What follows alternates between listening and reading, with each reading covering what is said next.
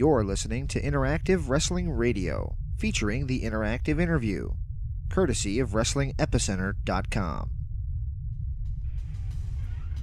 So what you gonna do? Let me talk to you, dummies. Oh, yeah. You're where it's at. If you're smart like me, you gotta listen. And if you don't listen to it, I'll come out of your computer and body slam your ass. don't be a Melvin. I will scar you. Open your third eye. Woo! It's gonna be cool. Oh, what a rush. It's showtime! We had a lovely conversation. To the interactive interview. Interactive wrestling radio.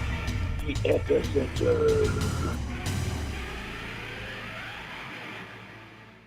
Hello, everybody, and welcome to another edition of Interactive Wrestling Radio, right here on WrestlingEpicenter.com. My name is James Walsh, and joining me on the Newsmaker line is the on-again, off-again co-host, kind of the official, unofficial co-host still of Interactive Wrestling Radio, Mr. Patrick Kelley. Mr. Kelley, are you there? I'm here, sir, and you shall address me as the living legend, Patrick Kelley, because that's what I am to this site, right? Well, I'll tell you what, you're the guy who's lasted the longest here, except for, obviously, us. Except for me and Caroline, you're pretty much the guy who's lasted the longest on WrestlingEpicenter.com. So, yeah, a lot of people get sick of me real quick. So, you've lasted a long time. Again, there needs to be, I know we've talked about this before, but there needs to be, like, a history of the Wrestling Epicenter, like, podcast or something, because the whole history of the site has been quite insane. Quite the roller coaster ride.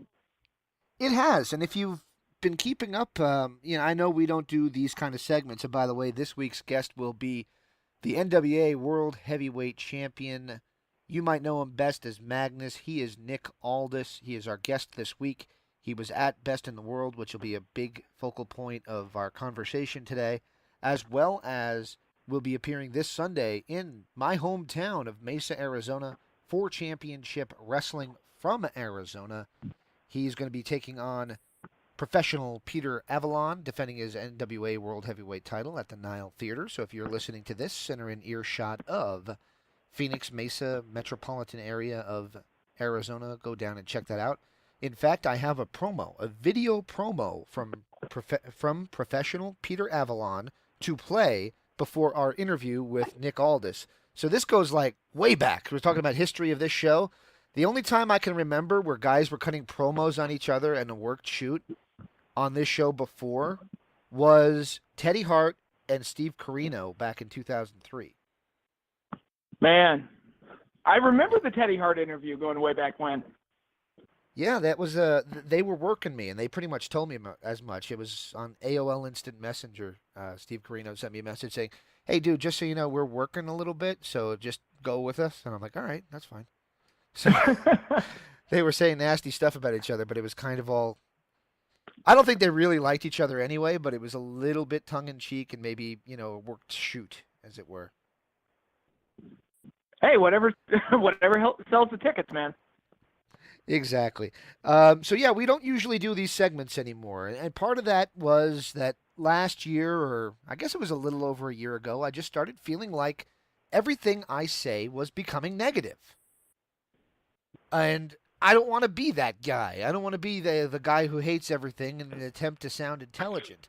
The cool thing is, I don't actually hate anything that's happening right now. I'm actually really a content wrestling fan. There's plenty of great options out there. Exactly, and that's kind of why I feel comfortable talking right now and doing one of these segments, because there's a lot of great stuff going on. I'll tell you what, we're going to talk about Best in the World. There was a great match, even at the main event of Ring of Honor that followed Best in the World, the Ring of Honor TV show, which already aired on Nesson Sports out of Massachusetts. That's how I saw it. Main event was Matt Taven against Ultimo Guerrero, and that match was awesome, man. Awesome. So there's so much that's great good to hear. stuff. And I'll tell you what, I really like Matt Taven. I saw him a few years ago when he was palling around with the Kingdom, and he was kind of the lower tier guy in the Kingdom, but I always looked at him as like, I think there's a budding star waiting to happen with that guy, and now that he's leading the Kingdom, he's been just getting better and better.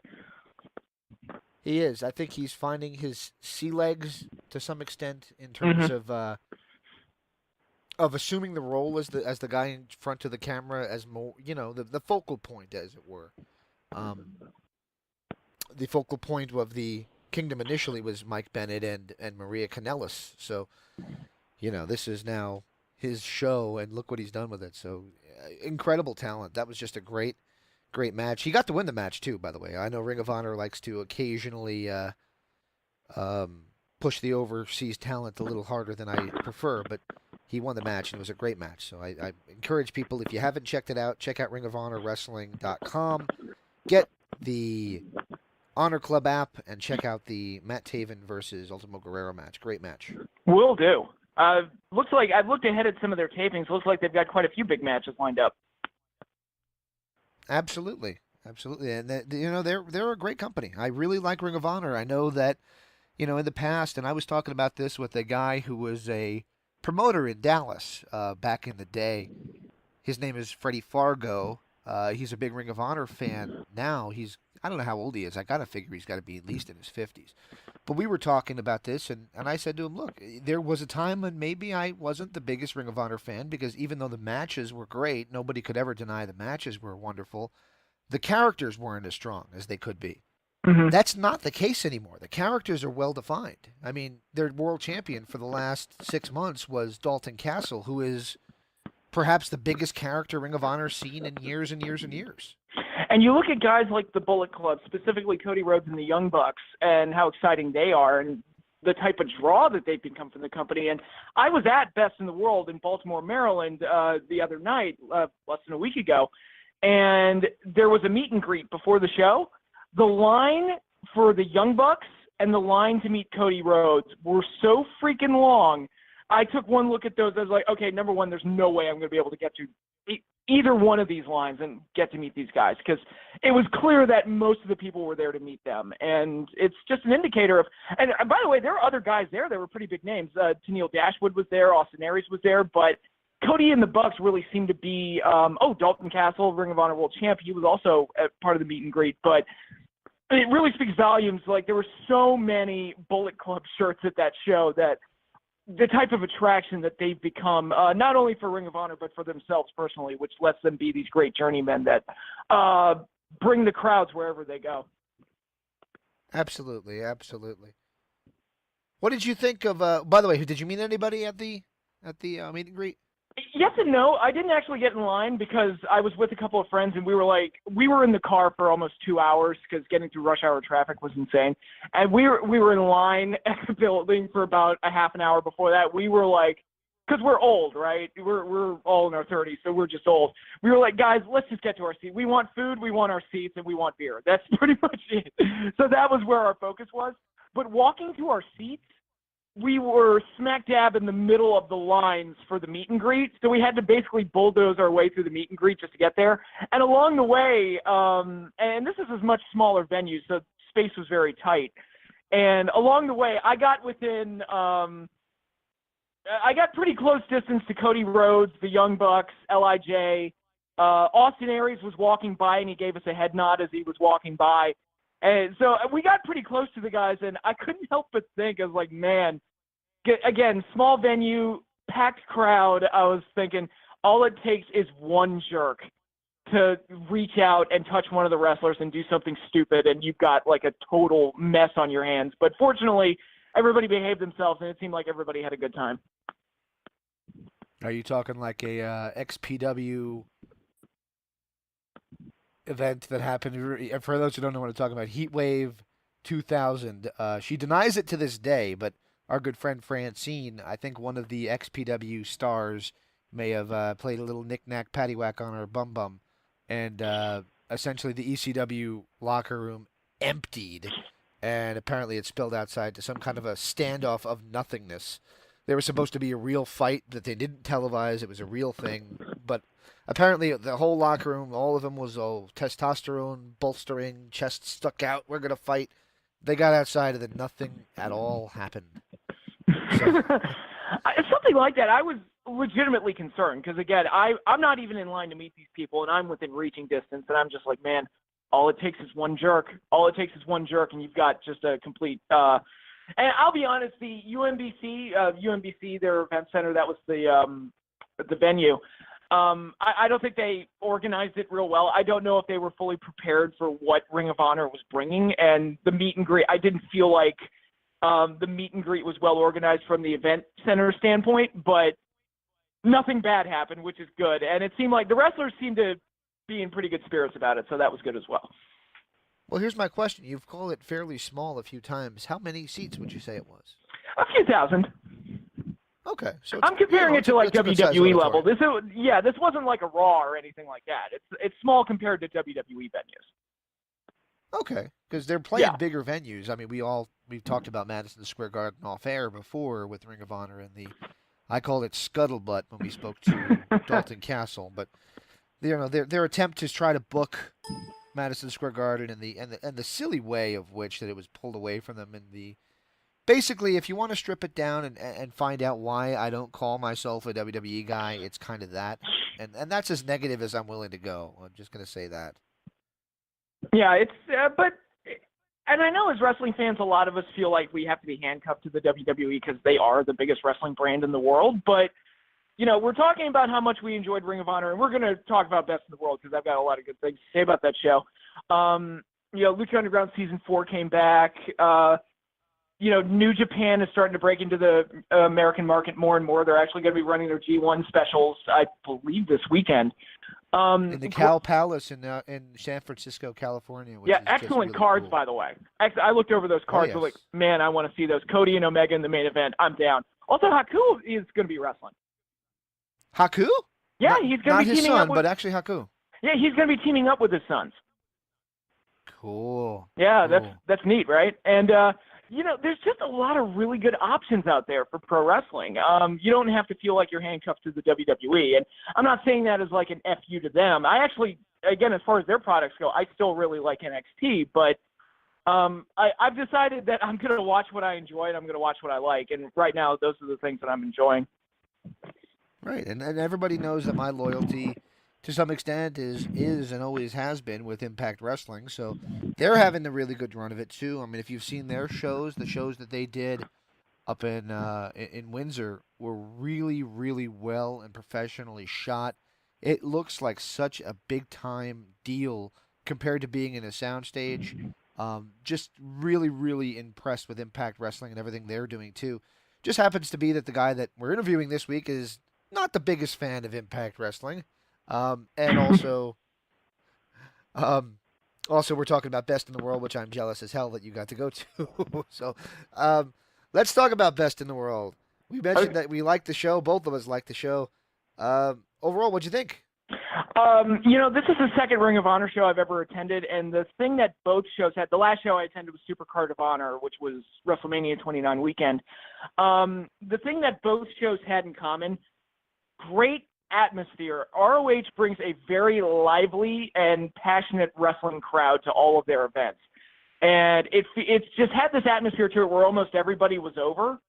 And it was just an excited crowd all the way through. And then when the matches start and all the wrestlers come out and, guys like the Young Bucks get a rock star style reaction and the Briscoes get a huge reaction and all these other guys, it just felt like one big party. And it was just a wonderful display, great action, great matches from top to bottom, and just a thoroughly enjoyable time. And I was excited the whole way through. My friends loved it too. They weren't as caught up on Ring of Honor as I was, so I had to explain a lot of things to them.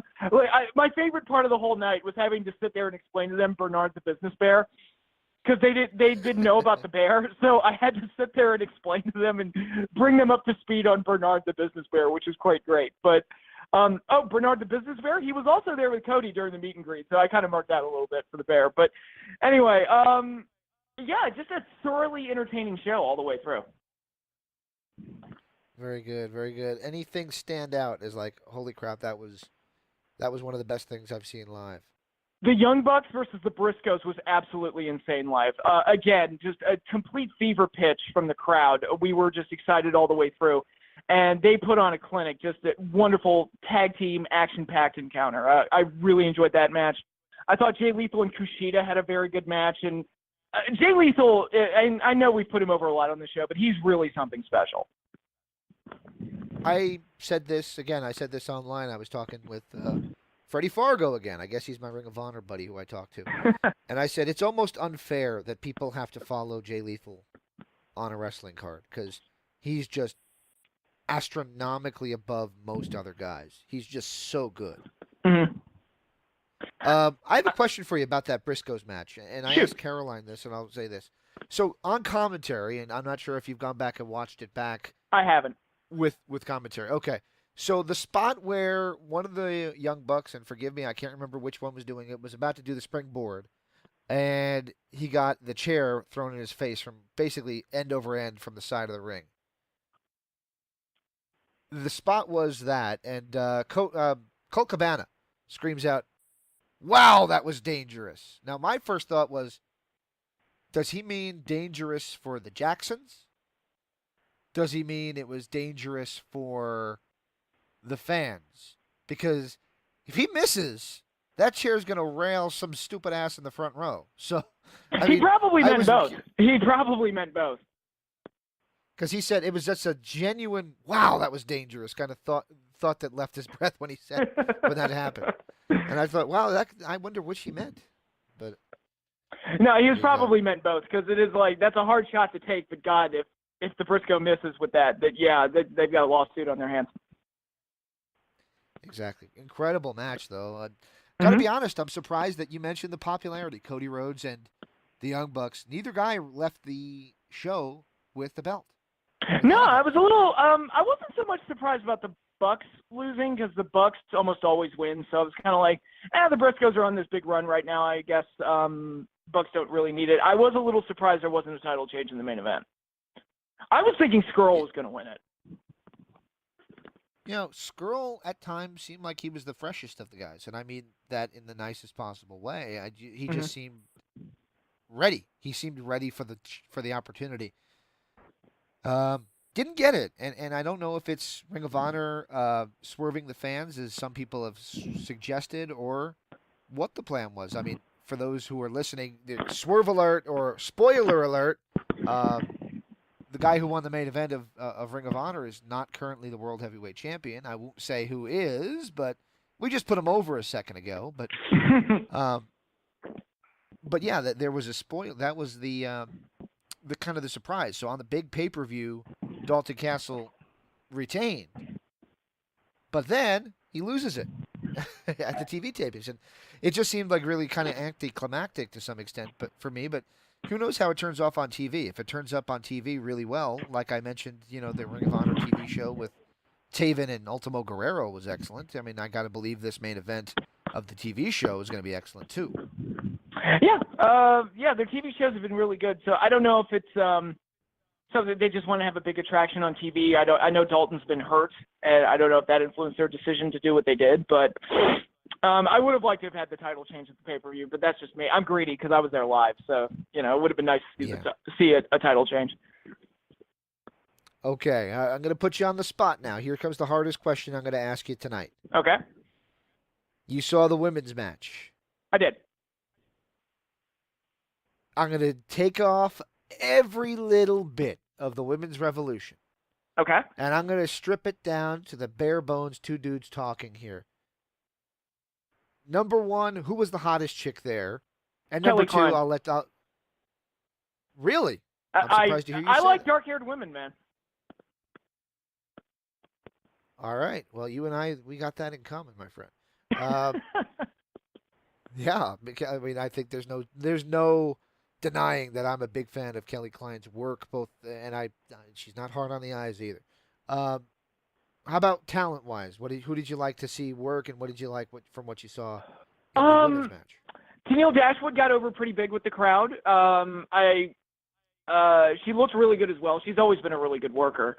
So yeah, she seemed to get over pretty well. I'm trying to remember her name. God help me, the Shimmer Girls. The one that was dressed up like a cowboy seemed to do really well too.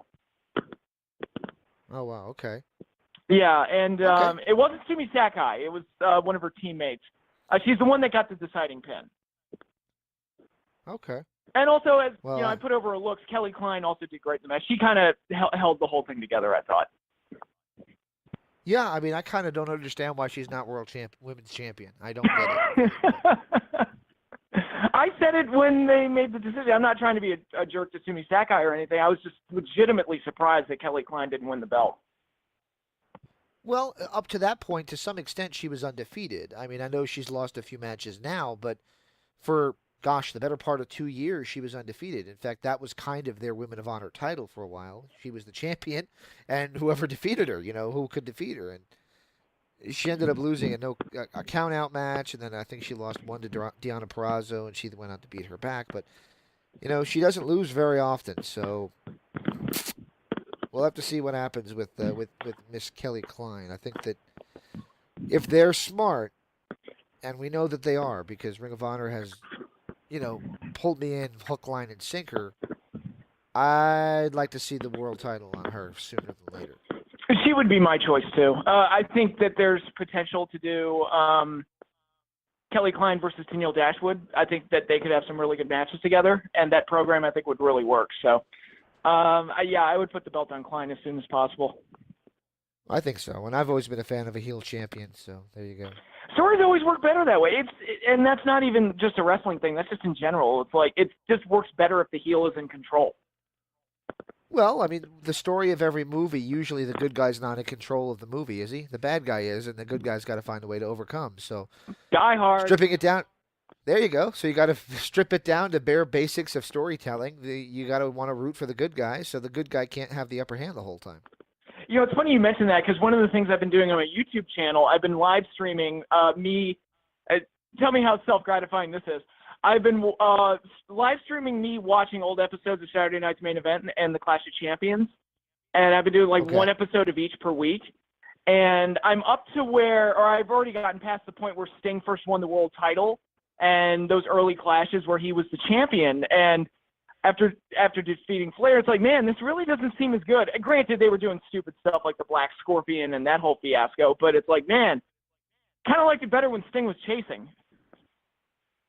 Yeah, I actually dug the Black Scorpion. I'm surprised to hear you diss it like that. You are literally the only person I've ever talked to that liked the Black Scorpion. Oh, man, I'm sure that's not true. Somebody else. No, it's one of those notoriously bad wrestling things. Like, it's the main problem with it is that they didn't have an end game. That was the main problem, and the reveal of who it was extremely weak. Yeah, that's true. That's true. Not having an end game. I mean, what is the biggest angle of all time that never had an end game? Which one? I am going towards the NWO, but I guess you're not joining me there. Oh yeah, no, you're right. Well, it's funny because I've been listening to Eric Bischoff's podcast with Conrad Thompson, 83 Weeks. So if you haven't listened to that, I highly recommend it because they shout at each other. It's freaking great. But the way Bischoff talked about the NWO, it almost sounds like there was never supposed to be an end game. He just wanted the NWO to be this enduring brand, which is fine. The problem is they never got to that level where I guess they could do that WCW quote-unquote brand extension where the NWO goes off and becomes their own thing. And that just never formulated. So it sounds like the end game was to keep the NWO going forever, basically, is what it sounds like. Yeah, but the thing is, you're going to have the guys get older. And as we saw, when the NWO, when they tried to reforge it all together with all the top guys at 99, you had Hogan, you had Steiner, you had Luger, you had Buff, you had Nash, you had Hall, you had, I forget who else, but they were all there. I think Conan might have even been a part of it. Yep. So all of them became the black and red version of the NWO. And all of them, except Nash, all of them either fell off the wagon or got injured or this, that, or the other thing. Every single one of them was gone. That's it. And there was no plan for what to do. There was no plan of who else to put in it, how to tell that story. It was just a disaster. Hogan had his leg injured by DDP. Luger broke his arm or something, some kind of arm injury. It was just left and right. Did Steiner get hurt? I don't remember Steiner getting hurt. I don't think they did, but I think they started to split Steiner away from the NWO pretty rapidly. I remember vividly. We're way off topic, but I remember vividly. There's an episode of Nitro where they took to picking two girls out of the crowd and bringing them in the ring. right? Right. They being Steiner and Buff. And they brought two girls in the ring, and they looked pretty trashy. I don't doubt that they never spoke to them, or if they did, it was kind of like, hey, we're just going to bring you in the ring, just, wave at the people and act like you're our girlfriends or whatever. The hot one dropped to her knees in front of Steiner. And I remember thinking, uh-oh. Cut to commercial. And Russo was not booking yet. No, this was well before Russo. This was probably a good 6 months before Russo, so that was very uncomfortable. Oh, well. Interesting. They did do that spot, by the way. They did that spot with Kimberly Page and David Flair, where she dropped to her knees before him in a match that she was having with him. You want to talk about beautiful women in wrestling? Kimberly Page was my jam for most of the 90s. Yeah, the Booty Babe. Yeah. Perfect name. The original Mr. Ass, Brutus the Barber Beefcake. Yeah, well, the Booty Man. I never really got the gimmick. I mean, I guess they were trying to play off that Brutus Beefcake thing because everything was kind of tattered and cut, but it kind of was a disco gimmick without being a disco gimmick. No, I think it was just like, hey, let's just get his butt over. And then Billy Gunn took that gimmick and did it like 10 times, quote unquote, better. Well, why would you want to get a dude's butt over? I have no idea. I mean, if you're going to have the Booty Man, I guess you got to have the Booty Babe, so, it doesn't feel kind of gay. But, oh, well, we've talked about a lot of stuff here this week. Yeah, we have. But going back to Best in the World, to keep it back on topic to what we were supposed to be talking about, one other guy I wanted to put over really strong, Adam Hangman Page has been getting better and better and better, especially in 2018. I've seen him have great matches with Kenny Omega. I've seen him have great matches with Kota Ibushi. And now he comes into a Ring of Honor show where he's working with Punishment Martinez. It's like, okay, let's see how he does here, because he doesn't have the Punishment Martinez doesn't have the reputation of a Kenny Omega or a Kota Ibushi, so let's see how he does. I thought they had a really good match with each other, and Hangman Page looks more and more like a star. He does, and I like the look. The look started out a little generic for me, but I think he's kind of homed it in to where he looks like a star as well. His ring work has always been solid, but it's gotten better and better and better. He's found a way to do what I was critical of Ring of Honor of years and years and years ago, and that was making me care about the match. He's found a way to make me care, and that's not entirely on him. I think you also give some credit to Punishment Martinez, who's just a phenomenal talent. I like Punishment Martinez a whole hell of a lot. Mm-hmm. And, going back to what you said about what Ring of Honor used to be, one major improvement that I think they've made for their product, back in the old days, like back in the mid-2000s when Ring of Honor was really like the big indie darling company, you had all these great athletic guys that would go out there and have these great athletic matches. The problem, though, is that it's almost like every match had this mindset. It's like, okay, we're going to go half an hour, we're going to have finisher kickouts, and we're going to be the match of the night.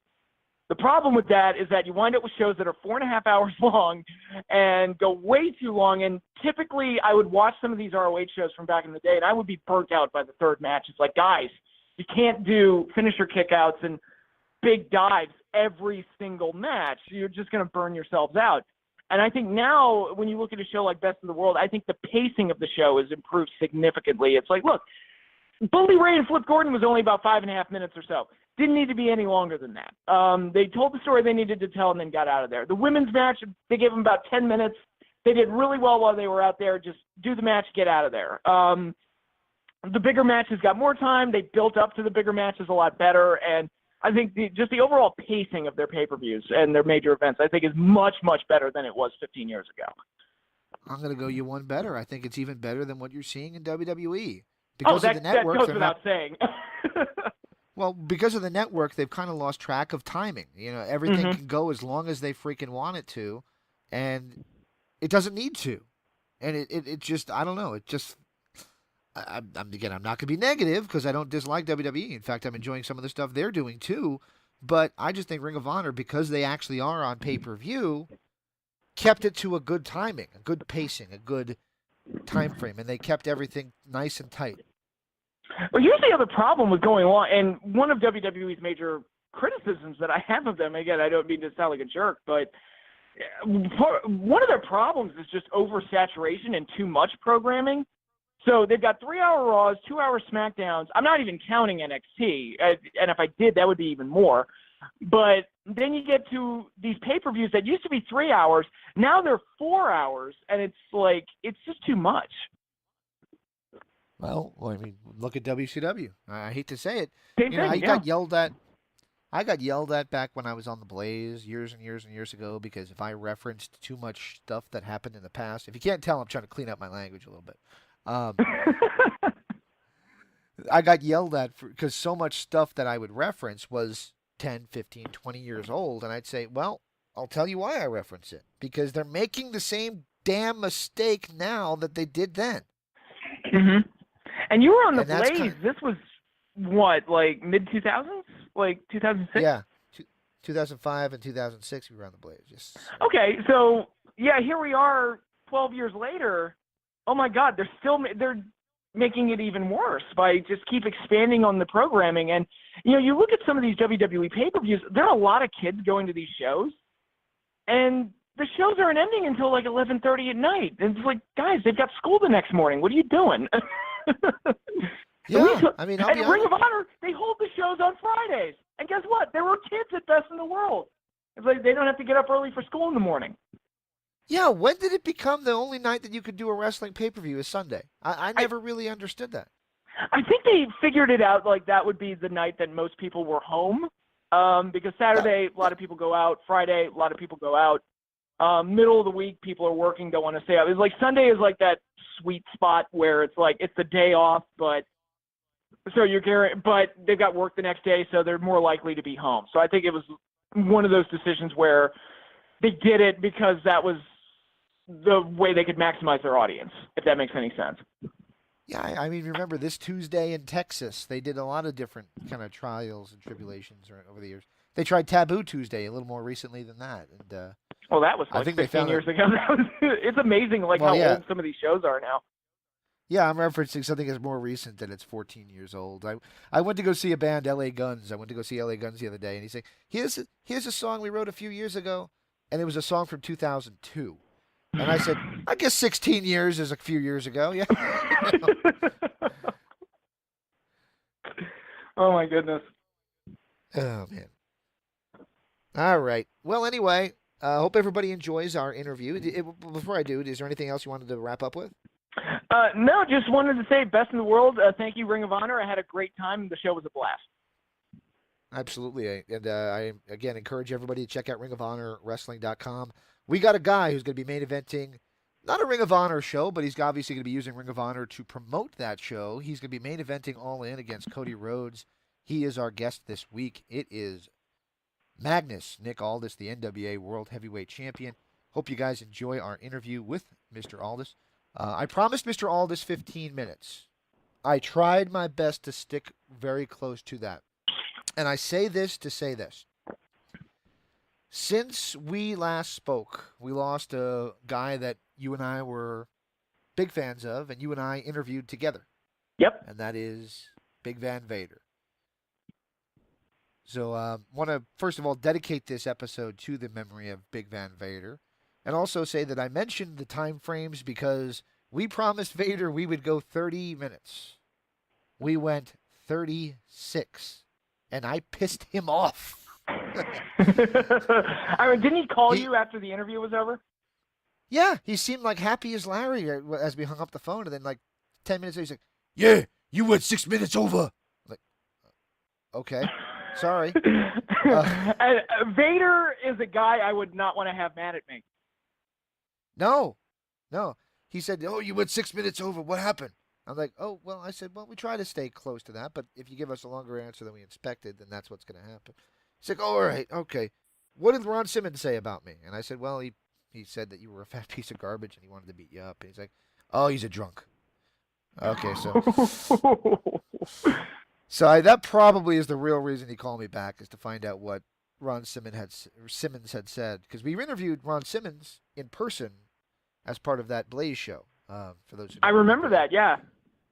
He was wandering around the mall aimlessly for a better part of 3 hours before we interviewed him, and I don't think he was sober. So I'll say that for sure. Anyway, with that in mind, with that pleasant thought, best in the world, great show, and Big Van Vader, our fondest memories to you, and rest in peace, my friend. Absolutely. One of the best big men in the history of the game. Absolutely. Let's get to our interview with NWA champion Nick Aldis.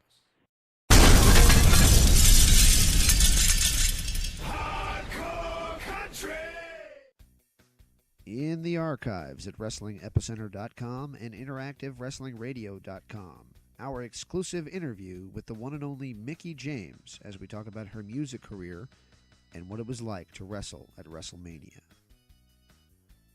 Oh, it was surreal. Like, just to go from wrestling in front of, 100 people here and there to, 1,000 to 10,000 to 90,000 people. I mean, that's just crazy. And plus it's something that I worked so diligently and so hard at for so many years to finally make it. It was definitely a huge accomplishment in my life, and just the moment itself, like just even at WrestleMania, my first WrestleMania was just outstanding. Like I was, because it was definitely a long road to get there. So that we just totally embraced the moment. Like, yeah, sure, it was a lot of pressure. I mean, I think just going in, it was a lot of pressure. I mean, it's my first WrestleMania. There's, thousands of people, and I'm, winning the championship for the first time. So the whole moment in itself was just incredible. And then check out this great interview and so many others right now at WrestlingEpicenter.com, available in MP3 format and on YouTube. Championship Wrestling from Arizona. It's the biggest man in professional wrestling, producer Peter Avalon. And I just got word of the biggest news of my career. Sunday, July 8th at the World Famous Nile Theater, it's going to be me versus the NWA World Champion, Nick Aldis, for the NWA Championship. Nick, I'm no stranger to championship gold. I am the longest reigning Hollywood Heritage Champion at 672 days. The first day I won that belt was the best day of my life. When I lost that belt was the worst day of my life. July 8th, Nick, is going to be the worst day of your life because you're going to lose the NWA World Championship to the biggest man in professional wrestling. It's going to be PPA all day. This is the pretty badass Kelly Klein, and you are listening to Interactive Wrestling Radio.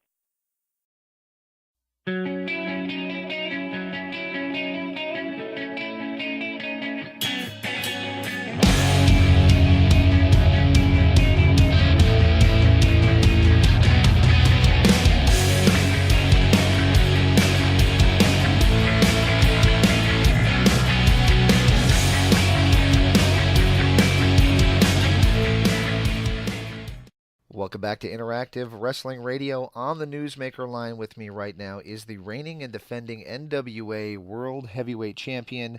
You may have known him as Magnus, but now he is his given name, Nick Aldis. Mr. Aldis, are you with us? I am. Thanks for having me.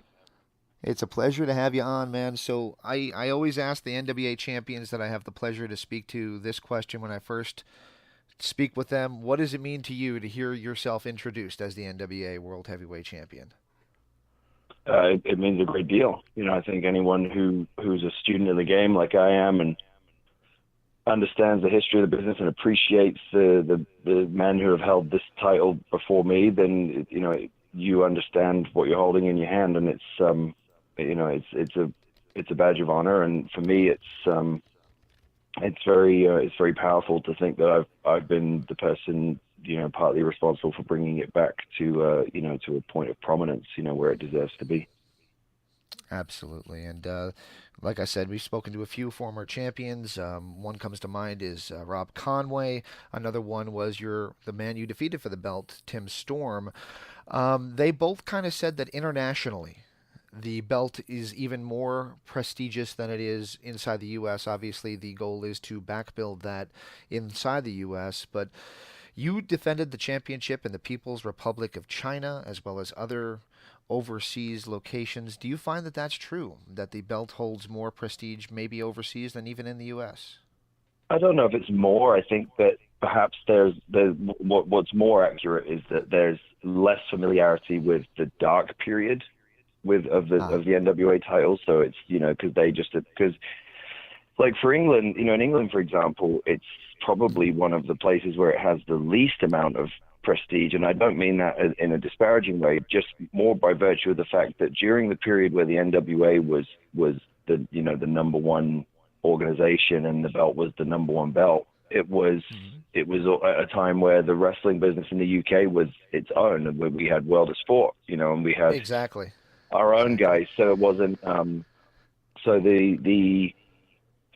the time there wasn't that, there wasn't that sort of, it wasn't revered in that way. So it's interesting now looking at, my generation of guys and fans who, because of things like the WWE Network and because of the, some of the great documentaries like 30 for 30 on Ric Flair or the Andre documentary on HBO and things like that, there's more of an appetite for the history of it. And I think as a result, they then go back. And so now it's more revered now by fans in Britain of my age than it was of fans when it was, arguably at its biggest point.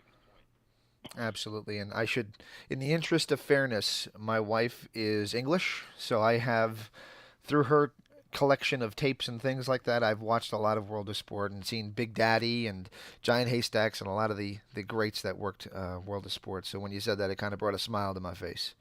Yeah, and right now, it's a crazy time for the business because while I'm over here at the figurehead at the forefront of the resurgence of the NWA, as a British wrestler, also World of Sport is making a return to broadcast television on ITV in the UK. So it's interesting how they're running parallel.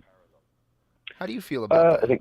I think it's great. I don't, I was for a second, obviously we were flirting about me being involved with the project, and then, through different sort of political issues because of Jeff Jarrett and different stuff, it's a different team now involved. But, if you ask me, I think there's a ready-made kind of unique, sort of story factor there in the sense that, like I said, the other key brand from the in wrestling in the 1970s and 80s was the NWA, which is currently back in prominence as well. And the guy holding the title is British, so that I think it's a great opportunity, and I think that along with obviously WWE, are doing they're doing NXT UK, and there's a lot of great stuff going on. I take great pride in the fact that I believe that guys like myself and Wade Barrett, Doug Williams, Marty Scurll, we sort of led that pack of guys who said we're not just going to be token British guys to steal the Conor McGregor line. We're not here to take part, we're here to take over. And now and I'll argue this point with anybody, there's a lot of guys right now who are busy patting themselves on the back for all this stuff that's happening for British wrestlers and British wrestling. But, the reality is that had it not been for TNA really sort of solidifying that fan base and taking a chance and then giving guys like me an opportunity to not just be a token guy on the roster, like perhaps, other organizations had always tended to do with British guys. They let me have, when I had the courage to speak it to the world that I wasn't just going to be a guy, I was going to be the top guy. I was going to go to the top of the promotion and be the world champion.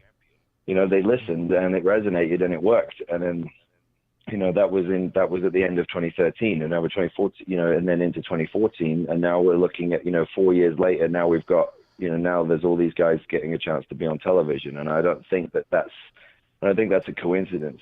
I think that was a butterfly effect. Excellent. I would tend to agree with that. And I have a lot of British ties. My buddy who used to do this show with me years ago was the guy who ran IPW UK, Daniel Edler. So I have a lot of ties to UK. My wife's English. I don't know. Maybe I'm an Anglophile. Who knows? But um, back to the point. You guys, you were just a part of the Ring of Honor pay-per-view that happened on Friday night. You were obviously had an interest in the main event. One of the guys who works for Ring of Honor, Matt Taven, said that this is the golden age of professional wrestling. Kind of speaking to what you were just talking about with the rise of English wrestling, there's also this resurgence of all wrestling, not just WWE for the first time in what feels like forever. What do you think of the age that we're in where so much great wrestling can be found? It's very, yeah. I think that it's definitely we're on our way. You know, it's definitely a good age. You know, I would love to see us get to a point where we, you know, like it was in the 80s. You know, where there were sold out shows everywhere for, you know, for all sorts of different promotions and and different guys. But I understand where Matt's coming from, when he's saying that, because now I believe that there's a core group of guys. I was actually having this conversation with my wife yesterday, where there's now a group of guys who are not in the WWE. And I'd say, you know, around the world, you know, there's probably 20 to 30 of them who are sort of considered who are certainly not, you know, not, obviously it's completely subjective. The business is subjective. There is no, I don't believe in ratings systems and star ratings and rankings and all this stuff. It's because it's a subjective thing. It's entertainment. You know, it's not like right. There's no measurable metric. You know, if you like it, then it's the best. You know what I mean? There's this whole thing of like, who's the best? It's like, well, there's no such thing as the best. It's just your favorite, right? But having said that, in terms of the way they're viewed generally by the fans, and in terms of the money they make and the revenue they generate and different things, and the way they're positioned, there are a group of guys now outside of WWE who are sort of considered, you know, a higher level than many of the guys in the WWE. Not all of the guys in the WWE, but certainly some of them. You know, and obviously, you know, there have been years previous where people have tried to sort of imply that that's the case and people didn't really buy it. But now I think there's a lot of things to really quantify that, you know. And so when you look at the different situations that are going on, you know, who would have said 1 year ago that the only advertised match for an event that sold out over 10,000 seats in 30 minutes would be a guy who had a good run in the WWE, but was never given the opportunity to be the very, very top guy, and so decided to leave. And then, you know, versus a guy who has been on. If he had $1 for every time someone asked why he wasn't in the WWE, he would never have to wrestle again. But for different bullshit political reasons and for different personal reasons, they won't give him an opportunity there. And they're headlining. They're the only advertised match, and they're headlining it. And it's not only that, but it's for the NWA World title. You know, like it's so crazy where things have gone. And so, you know, here's me. I'm under contract to the NWA, but I'm working at Ring of Honor, and I'm showing up at Ring of Honor. And Right. Lightning One are producing documentary stuff for Cody and the Bucks for their things to lead up to it. And Lightning One and Ring of Honor are working together, and Ring of Honor and New Japan are working together, and you know, all these different. So that, because the way I look at it is that over the years there have been so many missed opportunities just because greedy promoters or greedy, you know, bookers or whatever just didn't have the foresight to go, well, this is the money match, and if we can make it work, then we'll all benefit. They just went, no, he's not our guy, you know, like so you know, hey, wouldn't it be great if so and so wrestled so and so? Well, that can't happen because he's under contract here and this other guy's under contract there. But I said, well, it can happen. You're just not letting it happen. And I think our generation of guys went, no, it can happen, and we want to make it happen.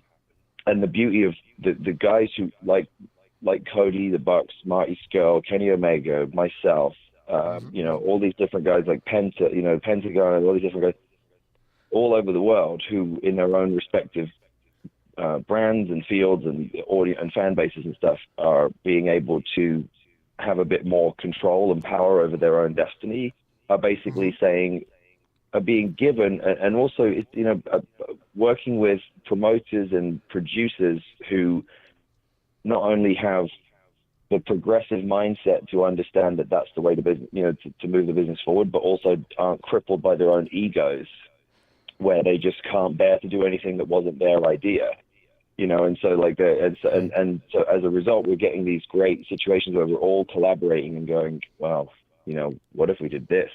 Why can't we do that? We absolutely can do that. Let's do that. And now everyone's and look at the response. You know, it speaks for itself. Exactly, and obviously you were referring to All In when you were referring to the one advertised match, and just a huge thing for wrestling fans. For myself, who's never really been a big WWE fan, you know, maybe not since 1993 when I was about 12. You know, I mean, not really been a huge WWE fan. To have all these options is just such a cool time for wrestling. So I appreciate that answer. We told you about 15 minutes, so I'll just ask you a couple more, then I'll let you get on with your day. Kind of a weird question for you. You mentioned All In, 10,000 seats. You just were in Baltimore, pretty big venue, sold out, huge crowd.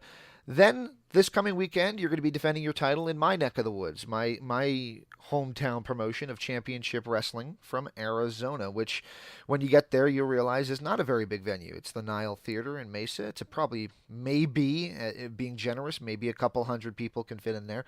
Is it weird to kind of go from a huge arena to maybe more of a small kind of club kind of feel? Not really, because I do that a lot. You know, I you know, and again, it's sort of a throwback to, and we're not doing it to be a throwback. You know, we don't do any of these things to deliberately be a retro throwback to the NWA of old. But we just understand that I'm a television guy. You know, I love live events. Don't get me wrong. I love being in an arena, and I love, you know, creating the big atmosphere and the big fight feel and all that. But, you know, that's the one thing that outside of WWE, you're not going to be able to experience every single week. But, you know, that's just not sustainable for, you know, for anything that doesn't have their resources. So, and we're also living in a digital world where people want their content delivered right away. They want to see it, you know, as soon as it happens. They want to see it needs to be high quality, and it needs to be, you know, and there needs to be a certain style to the delivery. You know, when people aren't happy to watch, you know, sort of a crappy 2-camera edit of an indie show anymore. You know, and so for us, we see the opportunity working with places like Championship Wrestling from Hollywood or Championship Wrestling from Arizona because of the production quality, you know. And for me, it's you know, I'm obviously wanting to give every single person in the building an experience that they won't forget. But you know, we're working for the cameras. That's, you know, that's the key. You know, that's the key of that. You know, when you watch The Tonight Show, you don't think to yourself, "Oh, I bet there's only 500 people in the audience." You know, you're watching you're watching the content. You know, you're watching what they're doing, and honestly, you know, from a personal standpoint, as a student of the game, we're like always trying to work on my craft. It's nice having to, you know, you have to adapt and work with different skill sets to be able to adapt to different situations. There are certain things you can do in front of a large crowd that you can't do in front of a small crowd. There are certain things you can only do with a small crowd that you can't do with a large crowd. And if you can do that stuff with a small crowd, but it's on television, then suddenly a whole different audience is exposed to some of those little special moments that they ordinarily wouldn't have seen because they're only seeing arena stuff on TV. So there's a lot of different positives from it. You know, the key is to just have positive energy and to just, you know, turn everything into a positive and be like, I'm going to create the best content I can and make people, you know, care about seeing me. Very cool. So you mentioned questions you get asked a lot. You probably get asked this a lot. You don't have to answer it if you don't like to, but is it difficult to be the NWA champion, to have this insane schedule that you have, and then have your wife, Mickie James, be working in WWE with their known crazy schedule, and also be a father at the same time? Sure, it's difficult, but it's not impossible, you know, and I would make this argument. I would make this point to anyone who asks this. That yes, there are times like my July is nuts. Like I will go this week. I go to Texas. I go to San Antonio, Texas, then to Oklahoma, then to Arizona. I fly home for one day on a red eye, and then the next day I fly to Australia. I get back from Australia with a week and change, and then I have like 2 or 3 days at home, and then I go to Nashville for Ring of Honor and then Atlanta. So it's like, yes, there are times where there are chunks of time where it's difficult to be away from my son, but ultimately, there are also guys who are gone 8 hours a day every day, or maybe 10 hours a day, including a commute. Whereas when I'm home, I'm home with him all day long, and I make sure that, even if I'm having to work or do stuff at the house, he's there with me. When I go work out, he goes in the kids zone to the gym. He loves it. When we go to the park, we play football. We do everything. So the quality time, he is not starved for parenting, for parenting or for attention or love. Like there's no doubt about that. It's Absolutely. Just he gets it in a different time frame than regular kids. All right. And the final question would be the vision of the NWA. It's an exciting time for wrestling fans because Billy Corgan and Dave Lagana are involved in the rebirth of the NWA. You kind of talked about it a little bit, but thoughts on the progression of the rebirth of the NWA, and will there be a time that maybe we'll see on television an NWA product? I would be certain that in the near, not too distant future, there will be a standalone NWA broadcast, like a program of some sort. I can't speak to the delivery system, because that's a business decision.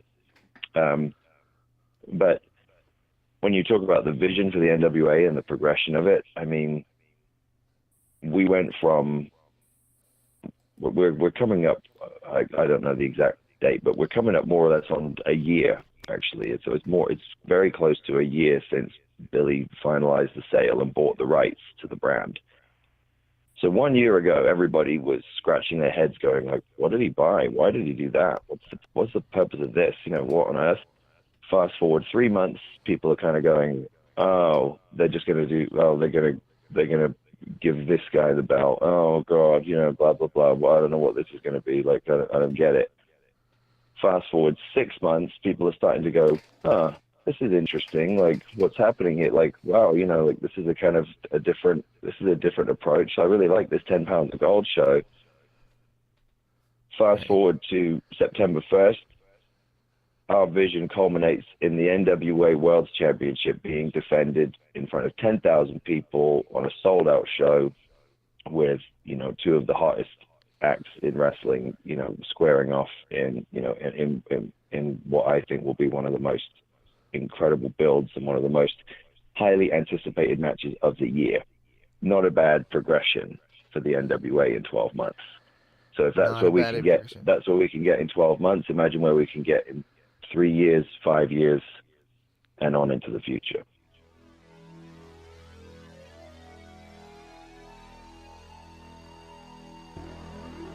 This is the Wrestling Epicenter.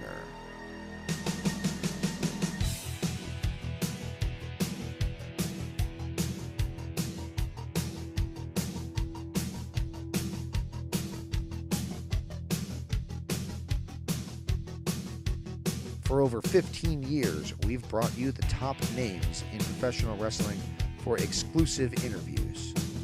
Everybody you see here has been interviewed by our site. But we're more than just interviews.